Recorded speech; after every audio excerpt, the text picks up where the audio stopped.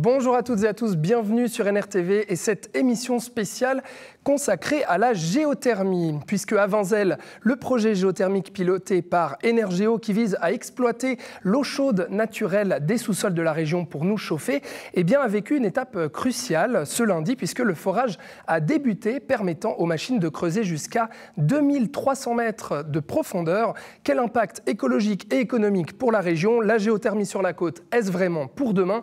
On en répond avec mes invités en plateau. Daniel Clément, bonjour. Bonjour. Vous êtes le directeur d'Énergéo. Nicole Loupi, bonjour.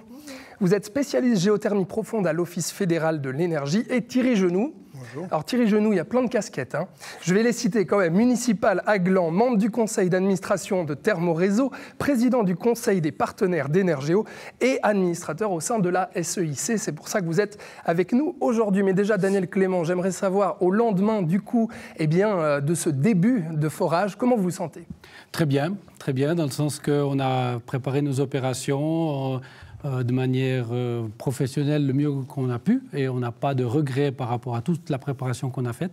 C'est une étape importante. C'est une étape importante et puis les équipes sont en place, les équipes sont soudées, sont complémentaires, donc on aborde ce projet et les prochains jours relativement de manière sereine. Voilà, le début du forage. On va détailler tout ça, mais d'abord, Nicole Loupi, pourquoi est-ce que la Confédération soutient un projet géothermique comme celui d'Énergéo à Venzelles ? Alors la Confédération soutient toutes les énergies renouvelables, dont la géothermie profonde.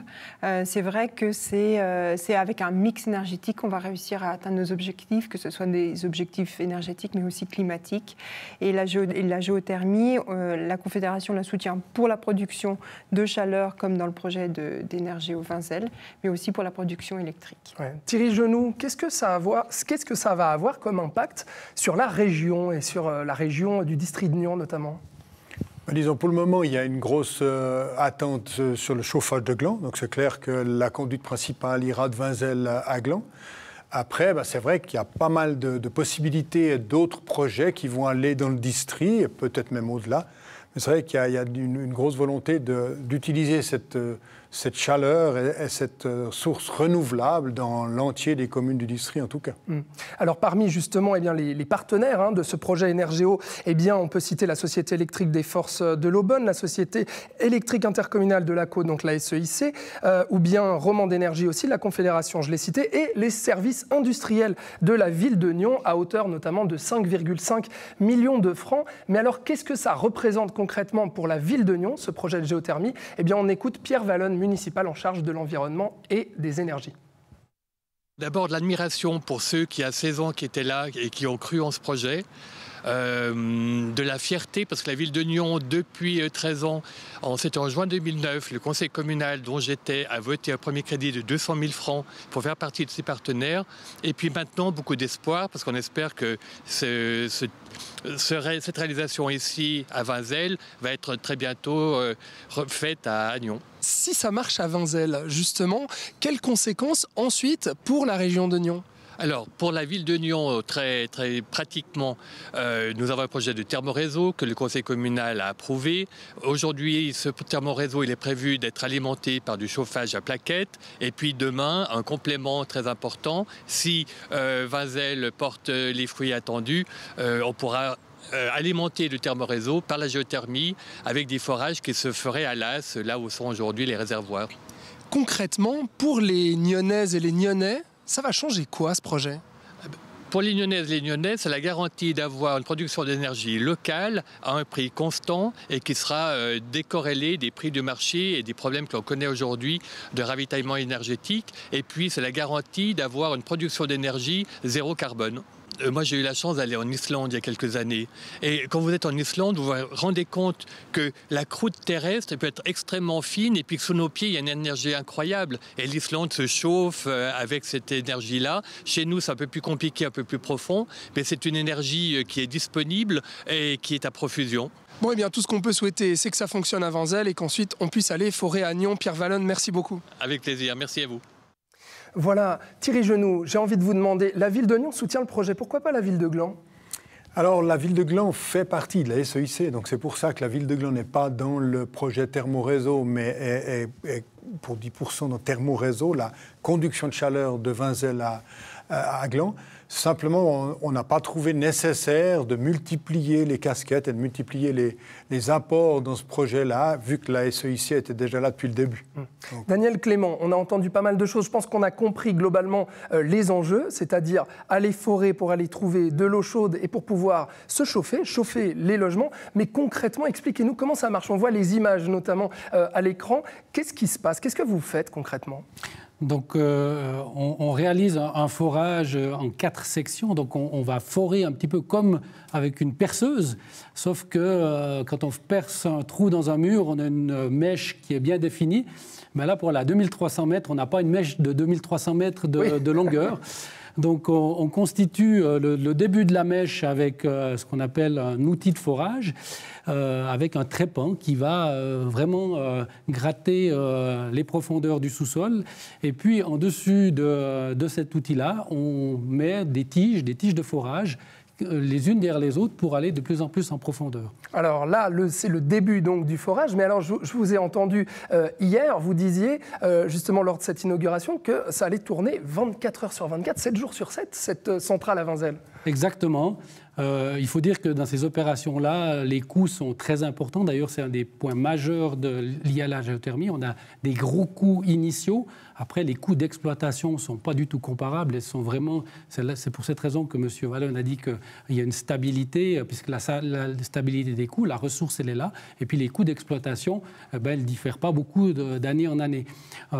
Donc les coûts sont super importants au début, et les contrats qui sont faits avec les porteurs de projets tels que nous font qu'on a des coûts journaliers. Et l'ensemble de ces coûts avec les parties prenantes et notamment les gens qui accompagnent, ça représente grosso modo 50 000 francs par jour. Ouais. Donc c'est quand même non négligeable. Est-ce qu'il y a des désagréments pour la population concrètement? Est-ce que ça va faire du bruit? Alors on ne peut pas exclure un certain bruit qui peut être produit.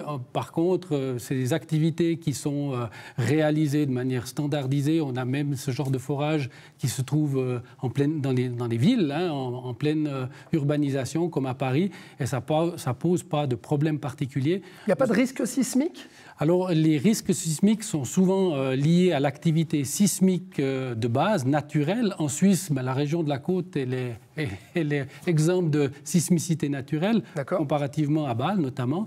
Et puis, les activités qu'on va procéder, on ne va pas procéder à ce qu'on appelle la fracturation hydraulique, notamment procédé qui a été fait à Bâle, où on injectait de l'eau sous pression. Et c'est clair qu'à partir du moment où on injecte de l'eau sous pression dans une formation, eh bien, il y a une débauche d'énergie qui se fait, chose que nous, on profite naturellement de la région qui est naturellement faillée, donc on n'a pas ce procédé-là qui s'applique. Alors, il y a encore des questionnements, on ne sait pas si justement ce projet va pouvoir être mené à bien, on va détailler tout ça, mais notamment ce qui me fait dire ça, c'est qu'à l'AVEY, Nicole Loupi, vu que vous représentez la Confédération, c'est vrai qu'elle a aidé aussi ce projet à l'AVEY qui s'est soldé sur un échec en septembre dernier. Qu'est-ce qui s'est passé concrètement ?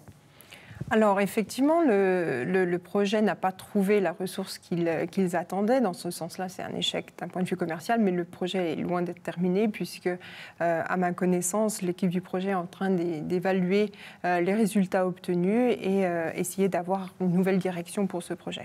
Ouais. Alors, ça veut dire quoi? Ça veut dire qu'il n'y avait pas assez d'eau ou bien l'eau n'était pas assez chaude? C'est quoi? Clairement, on a eu toutes les indications qu'il y avait de l'eau et qu'elle était relativement chaude, même plus chaude que nos attentes, mais le forage, qui, il faut bien se rendre compte, est quand même un petit ouvrage dans le sous-sol comparé à l'immensité, à la taille du sous-sol, n'a pas pu intercepter cette eau chaude. Ouais. Il y a encore des craintes, Thierry Genoux notamment, que ça ne marche pas à Vinzelles en fait.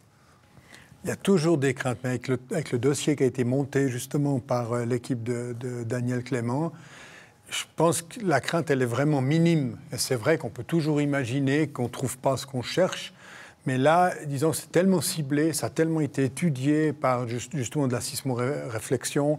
Il y a eu pas mal d'études qui disent que là, il y a quelque chose. Alors maintenant, Il y a notamment eu les camions vibreurs aussi l'année passée qu'on a entendu, c'est-à-dire que vous avez sondé le sol pour savoir voilà, la température de l'eau, mais la crainte, elle reste sur... La situation, surtout, c'est la situation de la faille, où se trouvait la faille par cette...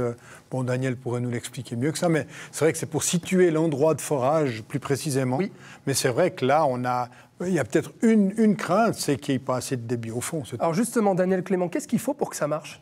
Il faut 2 paramètres. La géothermie, c'est 2 paramètres. C'est la température et le débit. Voilà. Donc la température, a priori, à ce que j'ai compris, c'est bon ?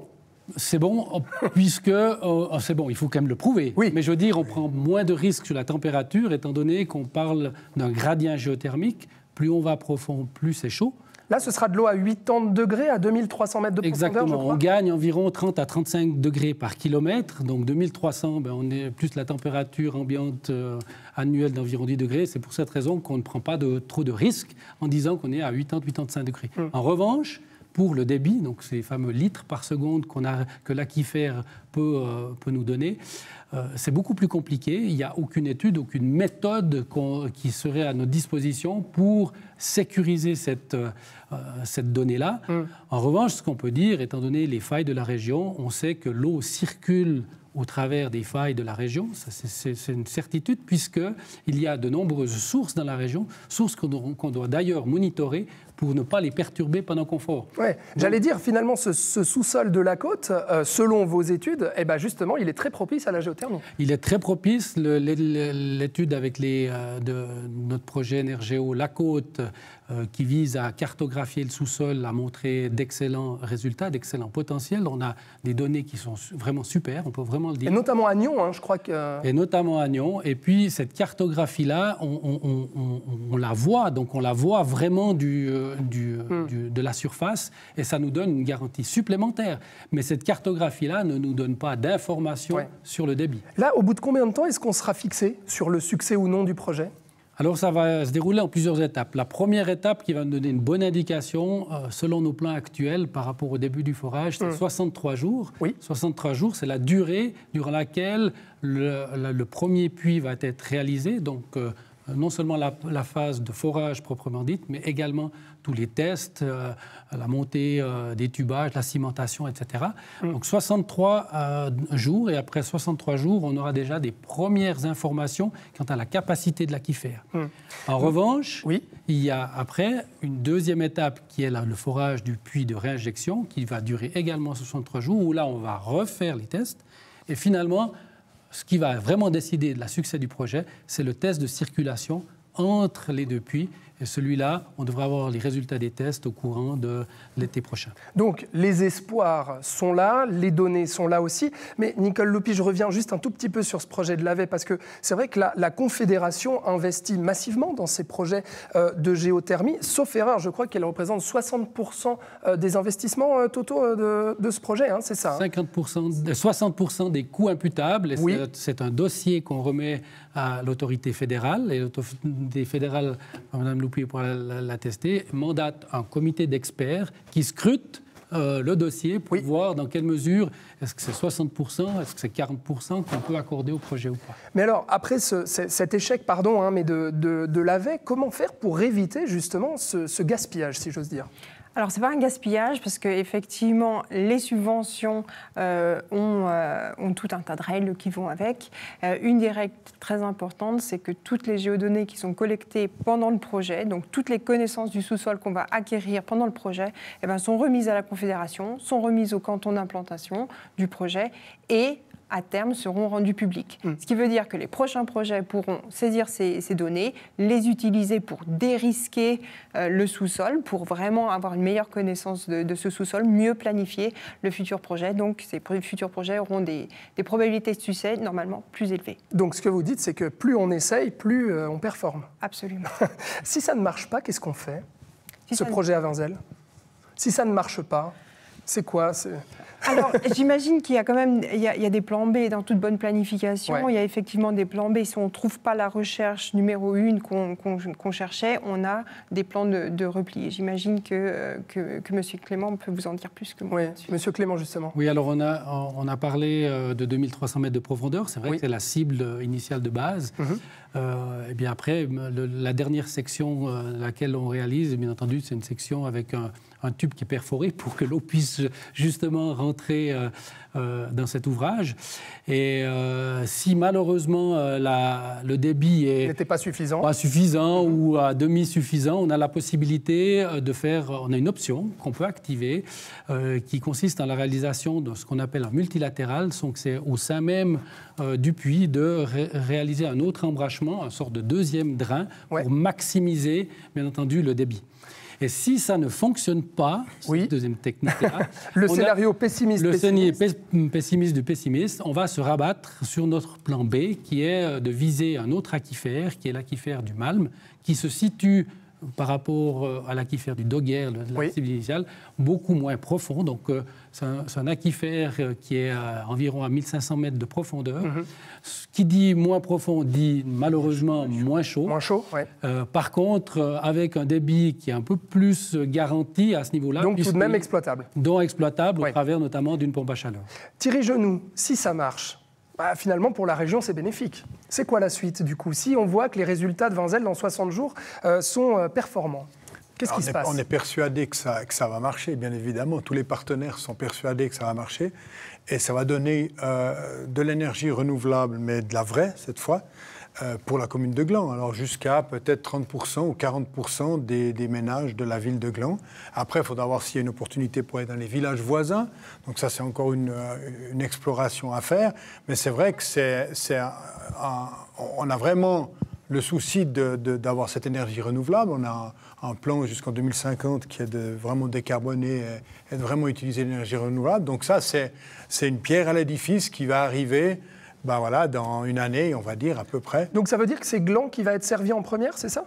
Le thermoréseau Gland, qui était à l'heure actuelle une société anonyme qui va discuter avec Énergéo pour avoir un meilleur prix possible de cette énergie, va à Gland. Pour le moment, c'est à Gland. D'accord. Et la suite?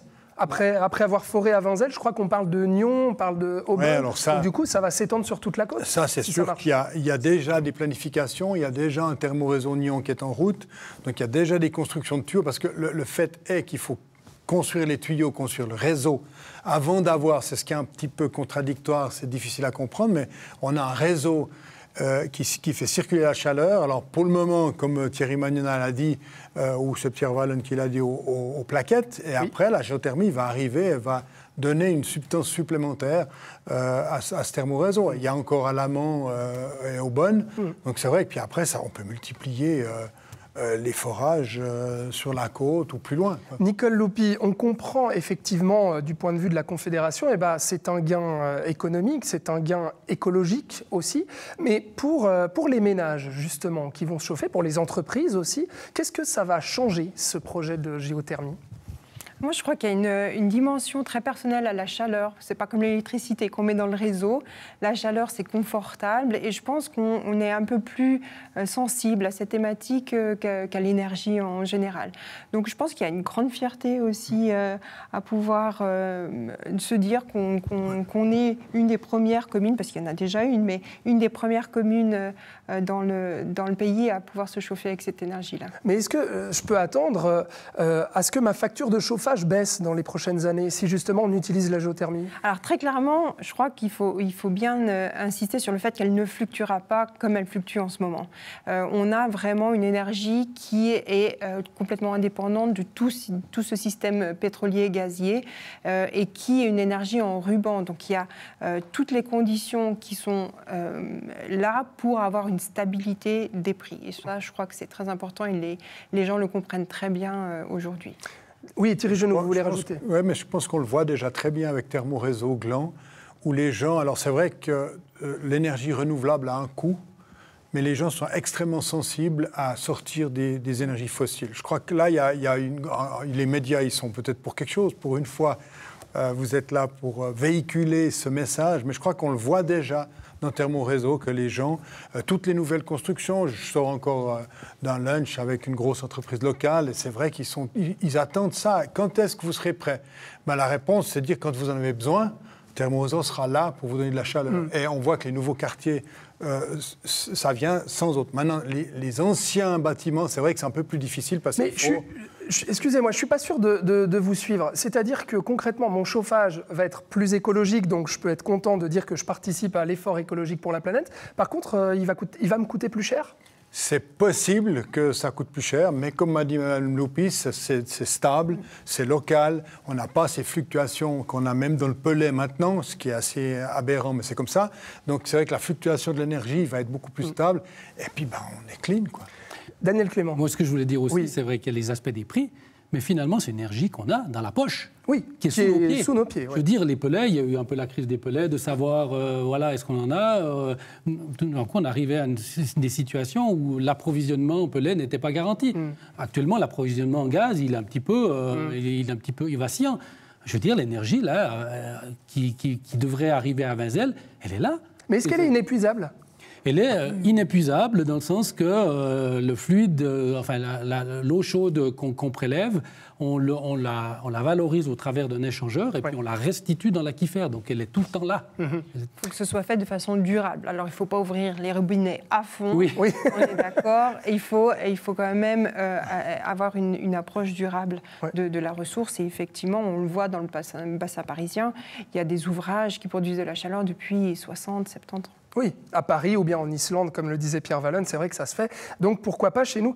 Et sur la côte, alors là on parle de chauffage, mais qu'en est-il de l'électricité? Parce qu'il me semble que c'était le cas du projet à Lavey, sauf erreur. Ici, il n'est pas question d'électricité?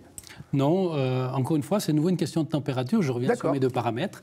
Pour produire de l'électricité, il faut avoir une température d'un peu plus de 100 degrés, 105, 110 degrés, où on commence à pouvoir produire l'électricité. Oui. Pourquoi? Parce que l'eau chaude arrive sous forme de vapeur qui va entraîner une turbine, et puis la turbine va entraîner un alternateur pour de l'électricité. Donc nous, à 2300 mètres, par rapport aux 30 à 30 degrés par kilomètre, c'est pas possible on devrait aller beaucoup plus profond. Mais qui dit d'aller beaucoup plus profond nécessite d'autres infrastructures en termes de tours de forage et autres, un autre site, et puis des coûts initiaux qui sont encore pas du tout comparables à de la moyenne profondeur. Donc c'est vrai que Énergéo, on a décidé de commencer par un projet de moyenne profondeur, de faire des copier-coller en fonction... Pour monter en puissance, peut-être après dans les prochaines années. On n'a pas exclu, mais pour l'instant, je peux vous assurer que ce n'est pas à l'ordre du jour. Ce n'est pas à l'ordre du jour. Très bien. Oui, Thierry, je nous rajoutais juste rapidement. Un petit complément, parce qu'avant Daniel Clément, il y avait un projet. Et je vais quand même citer Patrick Valla, qui était à la base du GP La Côte, et en 2002-2003, il était question d'aller à 5 km.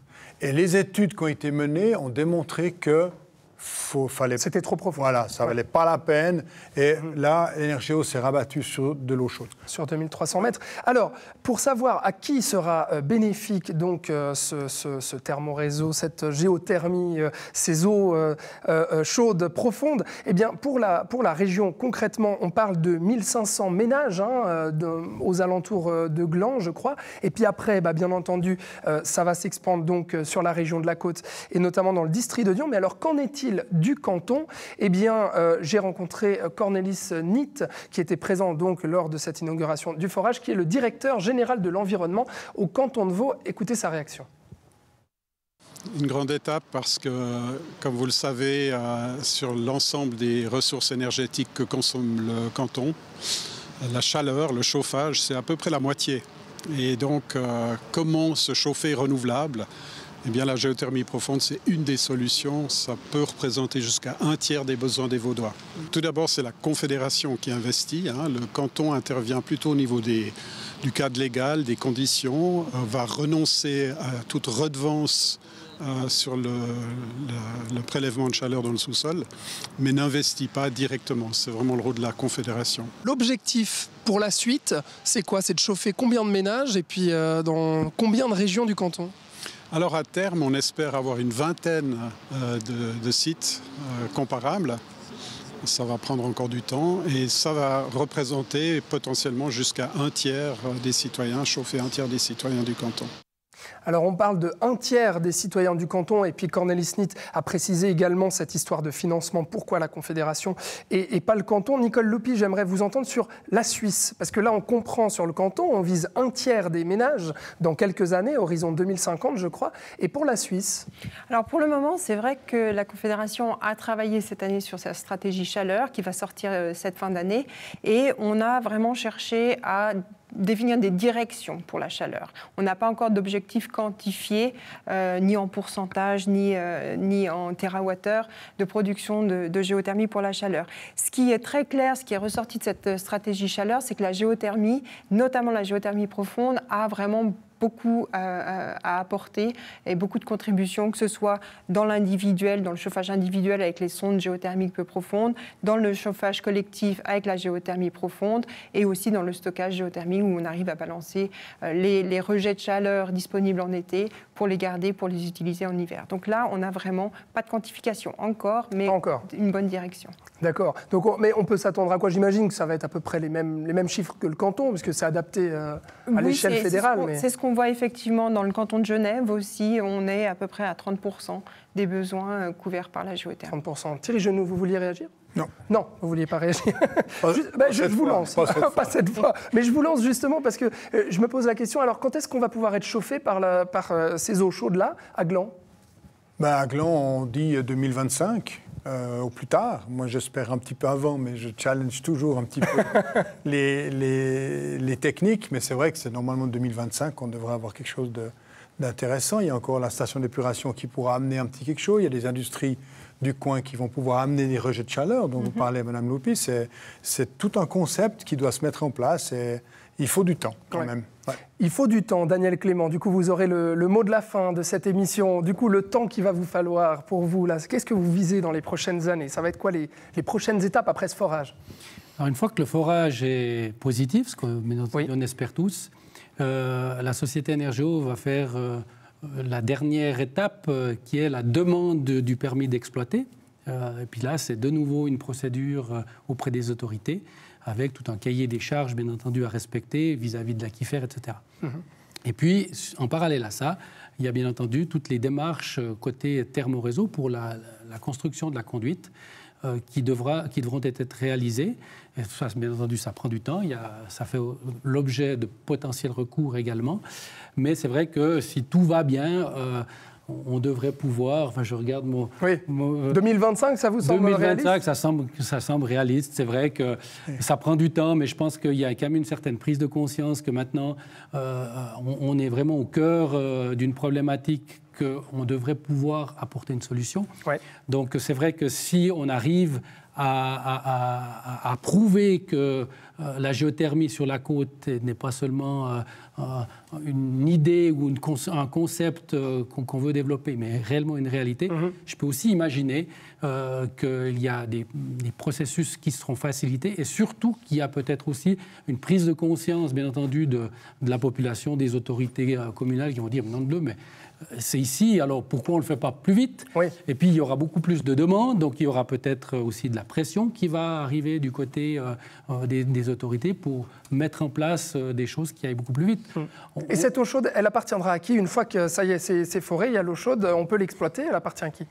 L'eau chaude, c'est la propriété du sous-sol. La propriété du sous-sol, c'est le canton. Donc l'eau chaude, c'est juste un vecteur qui prélève des calories et puis qui sont transmis. Donc l'eau chaude reste la propriété du canton. Elle appartient à l'aquifère proprement dit. Voilà, mais ensuite, elle sera à la SEIC, au service industriel de Nyon et aux autres partenaires Thermoréseau et Romande Énergie qui vont ensuite revendre cette énergie pour chauffer donc les bâtiments de notre région. Daniel Clément, merci beaucoup. Je vous en prie.